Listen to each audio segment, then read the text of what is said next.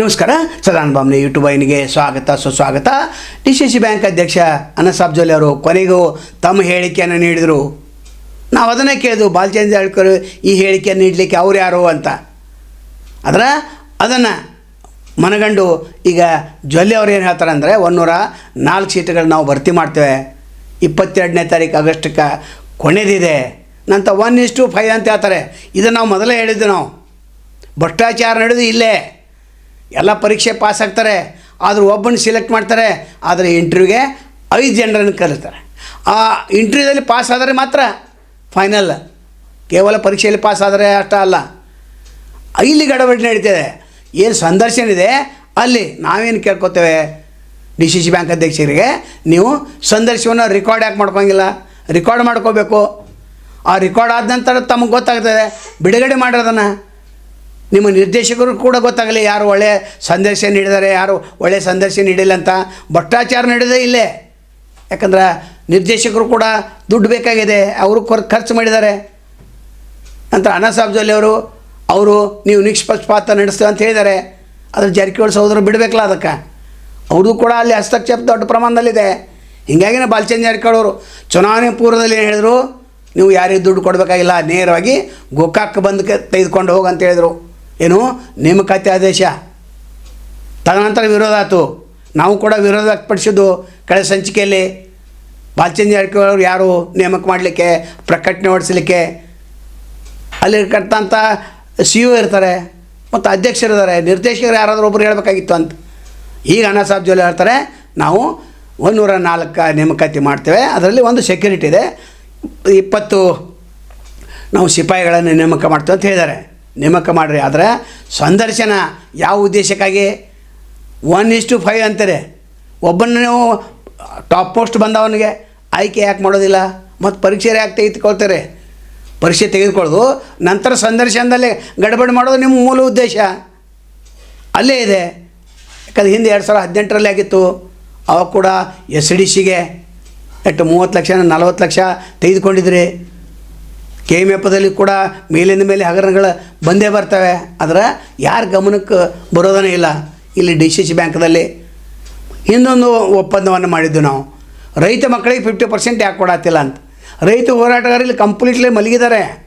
ರೈತರ ಬ್ಯಾಂಕ್ ಅಂತ ಹೇಳ್ತಾರೆ. ಅದು ರೈತರ ಮಕ್ಕಳಿಗೆ ಇಲ್ಲಿ 50% ಇಟ್ಟಿದ್ರೆ 104ರಲ್ಲಿ 52 ಸೀಟ ರೈತರ ಮಕ್ಕಳಿಗೆ ನಾವು ತುಂಬ್ತೇವೆ, 52 ಪ್ರತಿಭಾವಂತರಿಗೆ ತುಂಬ್ತೇವೆ ಅಂತ ಹೇಳಬೇಕಾಗಿತ್ತು. ಅದು ಇಲ್ಲ. ಅಂದರೆ ಇಲ್ಲಿ ರೈತ ಮುಖಂಡರು ಕಂಪ್ಲೀಟಾಗಿ ಮಲಗಿದ್ದಾರೆ. ಚುನ್ನಪ್ಪ ಪೂಜಾರಿ ಮಲಗಿದ್ದಾರೆ, ಶಶಿಕಾಂತ ಗುರುಜಿಯವ್ರ ಕೂಡ ಮಲಗಿದ್ದಾರೆ. ಇನ್ನೊಂದು ಬೇಡಿಕೆಯನ್ನು ಇಡ್ತೇವೆ ಅಂತ ಹೇಳಿದರು. ಎಕರೆಗೆ 1 ಲಕ್ಷ ಶೂನ್ಯ ಬಡ್ಡಿಯಲ್ಲಿ ಸಾಲ, ಅದನ್ನು ಇಟ್ಟಿಲ್ಲ. ನೇಮಕಾತಿಯಲ್ಲಿ ಇಡಬೇಕಾಗಿತ್ತು, ಅದನ್ನು ಕೂಡ ಇಟ್ಟಿಲ್ಲ. ಹೀಗಾಗಿ ರೈತ ಮುಖಂಡರು ಎಚ್ಚೆತ್ತುಕೊಳ್ಳೋದು ಭಾಳ ಅವಶ್ಯಕತೆ ಇದೆ. ಇನ್ನು ನಾವೇನು ಹೇಳಿದೆ 1:5 ಅಲ್ಲಿ ಸಂದರ್ಶನ ಟೈಮ್ದಲ್ಲಿ ರೆಕಾರ್ಡ್ ಮಾಡಿರಿ. ಆ ರೆಕಾರ್ಡನ್ನು ಎಲ್ಲ ನಿರ್ದೇಶಕರ ಮುಂದೆ ಮಾಡಿ, ಆ ನಿರ್ದೇಶಕರ ನಿರ್ಣಯ ತೆಗೆದುಕೊಳ್ತಾರೆ. ಮತ್ತು ನಿರ್ದೇಶಕರ ಆಯ್ಕೆ ಆಗೋದೇ ಅದಕ್ಕೆ. ಇಲ್ಲಿಯೂ ಕೂಡ ಅವರನ್ನು ಹೊರಗಿಟ್ರಂದರೆ ಮತ್ತು ಅವರ ಆಯ್ಕೆಯಲ್ಲಿ ಸಿಂಧುತ್ವ ಇಲ್ಲ ಅಂತಲೇ ಅರ್ಥ. ಒಟ್ಟಾರೆ ಈ ಪ್ರಕ್ರಿಯೆ ಮುಗಿದ ನಂತರ ನಾವು ಇನ್ನೊಂದು ವರದಿಯನ್ನು ಮಾಡ್ತೇವೆ. ಕೊನೆಗೂ ಅನಸಾಬ್ ಜೊಲ್ಲೆ ಅವರು ಏನು ಹೇಳಿದ್ರಲ್ಲ, ಅದಕ್ಕೆ ನಾವು ಕೂಡ ಬದ್ಧರಾಗಿದ್ದೇವೆ. ಇನ್ನು ದಲ್ಲಾಳಿಗಳು ಮತ್ತು ಏಜೆಂಟರ ಹಾವಳಿ ಇದೆ, ಅದನ್ನು ನಾವು ತಡೆಗಟ್ತೇವೆ ಅಂತ ಹೇಳಿದ್ದಾರೆ. ನಿಮ್ಮಲ್ಲೇ ಇರ್ತಾರೆ. ನಿಮ್ಮ ನಿರ್ದೇಶಕನ ಬಿಟ್ಟು ಯಾರೂ ದಲ್ಲಾಳಿಗಳು ಇಲ್ಲ, ಯಾರು ಏಜೆಂಟರು ಇಲ್ಲ. ಅವರೇ ಮಾಡಬೇಕು, ಅವರೇ ಪಟ್ಟಿ ಫೈನಲ್ ಮಾಡಬೇಕು. ಒಟ್ಟಾರೆ ಸಂದರ್ಶನ ವೇಳೆಯಲ್ಲಿ ಭಾಳ ಜಾಗ್ರತೆ ವಹಿಸೋದು ಭಾಳ ಅಗತ್ಯ ಅಂತ ಇವತ್ತಿನ ವಿಡಿಯೋದ ಮುಖ್ಯ ಉದ್ದೇಶ. ಹಾಗಾದರೆ ಅನಸಾಬ್ ಜೊಲ್ಲೆ ಏನು ಹೇಳಿದರೆ ಅದನ್ನು ಕೇಳಿಸ್ಕೊಳ್ಳೋಣ. ಎಲ್ಲರಿಗೆ ನಮಸ್ಕಾರಗಳು. ಇವತ್ತು DCC ಬ್ಯಾಂಕ್ ಚುನಾವಣೆಯಾಗಿ 9 ತಿಂಗಳಾಯಿತು.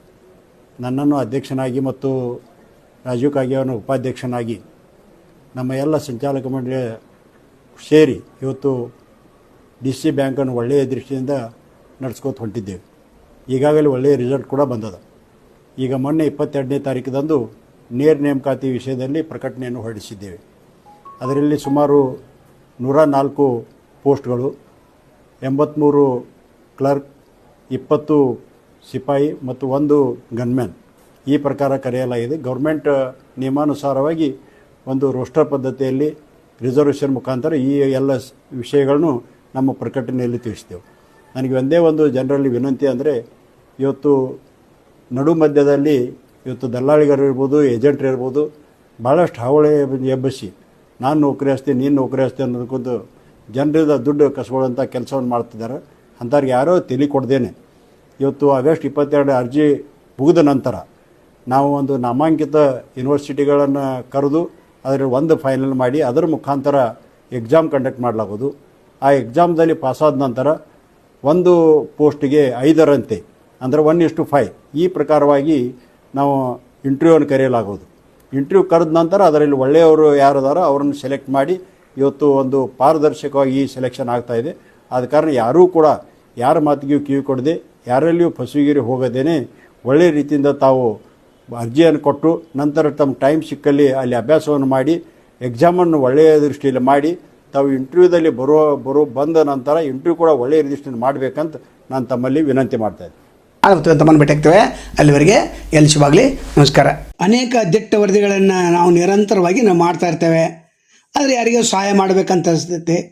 ಆ ಸಹಾಯ ಮಾಡೋರು ಇಲ್ಲಿ ಫೋನ್ಪೇ ನಂಬರ್ ಇದೆ, ಗೂಗಲ್ ಪೇ ನಂಬರ್ ಇದೆ, ನೀವು ಸಹಾಯ ಮಾಡಬಹುದು. ಯಾಕಂದರೆ ಗಟ್ಟಿದವನೇ ನಮ್ಮದು ಸ್ವತಂತ್ರ ಪತ್ರಿಕಾಧರ್ಮವನ್ನು 35 ವರ್ಷದಿಂದ ನಡೆಸ್ಕೊಂಡು ಬಂದಿವೆ. ನೀವು ಇದಕ್ಕೆ ಸಹಾಯ ಮಾಡಿದ್ರೆ ಇನ್ನಷ್ಟು ಗಟ್ಟಿ ಧ್ವನಿಯಲ್ಲಿ ನಾವು ವರದಿ ಮಾಡಲಿಕ್ಕೆ ಸಾಧ್ಯ ಇದೆ.